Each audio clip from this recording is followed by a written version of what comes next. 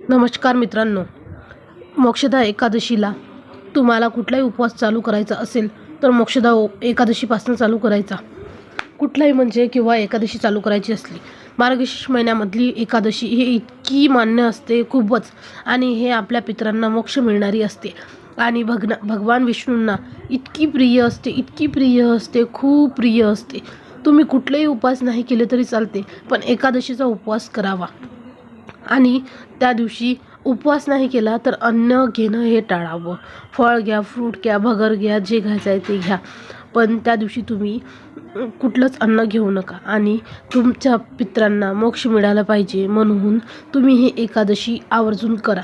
तर चला, मोक्षदा एकादशीचा उपवास केल्याने तुमच्या 7 पिढ्यांना मोक्ष मिळेल. आणि मोक्ष मिळण्यासाठी जाणून घ्या वेळ आणि तारीख. मार्गशीर्ष महिन्यामध्ये एकादशी आहे.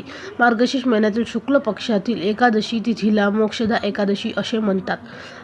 आणि हिंदू धर्मामध्ये या एकादशीचे विशेष महत्त्व आहे.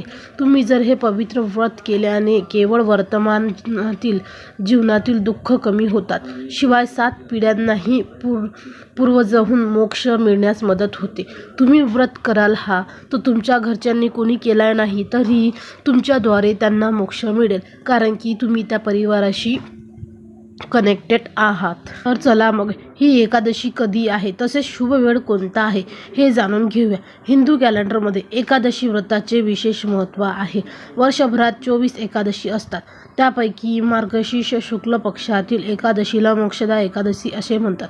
शास्त्रामध्ये या तिथीचे वर्णन मोक्ष देणारी म्हणून ओळखली जाते. असे मानले जाते की या दिवशी व्रत उपवास केल्याने केवळ व्यक्तीलाच नव्हे तर त्यांच्या 7 पिढ्यांनाही मोक्ष मिळतो. दृक पंचांगानुसार 2025 मध्ये मोक्षदा एकादशी व्रत सोमवार 1 डिसेंबर रोजी पाळले जाईल.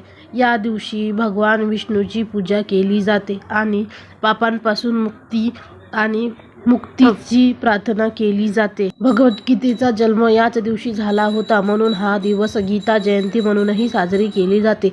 एकादशी तिथीची सुरुवात 30 नोव्हेंबर 2025 रोजी रविवारच्या दिवशी रात्री 9:29 सुरुवात होईल. एकादशी तिथी समाप्त 1 डिसेंबर 2025 रोजी एकादशी संध्याकाळी 7:01 संपेल. पुराण उपवास सोडणे. पारण वेळ सकाळी नंतर द्वादशी तिथीला असते. एकादशीचे व्रत उदय तिथीच्या आधारावर पाळले जातात असल्याने हा व्रत 1 डिसेंबर रोजी पाळला जाईल. मोक्षदा एकादशी व्रताची पद्धत आणि पूजा नियम. मोक्षदा एकादशीचे व्रत दशमीच्या रात्री सुरू होते आणि द्वादशीच्या पारायणाने उपवास सोडण्याने संपते.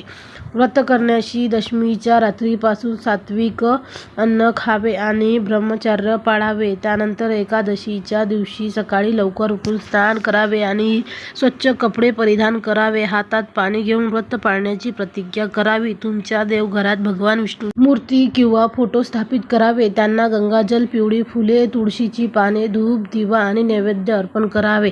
ओम नमो भगवते वासुदेवाय हा मंत्र जप करावा.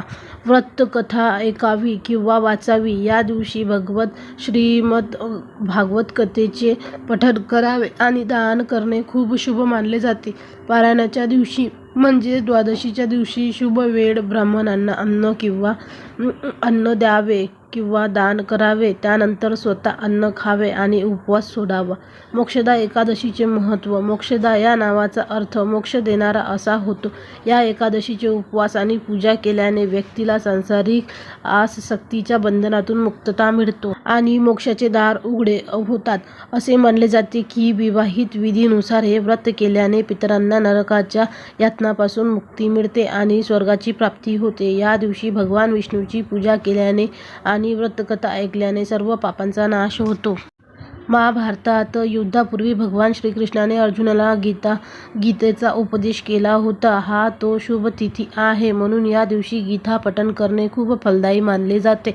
मैत्रिणींनो, एकदा नक्की करून बघा आणि कमेंटमध्ये सांगा तुम्हाला जो अनुभव घडला असेल तो. आणि व्हिडिओला लाईक करा, चॅनलला सबस्क्राईब करा. आणि मी पण उद्या उपवास करणार आहे एकादशीचा, आणि तुम्ही पण करा माझ्याबरोबर. चला भेट.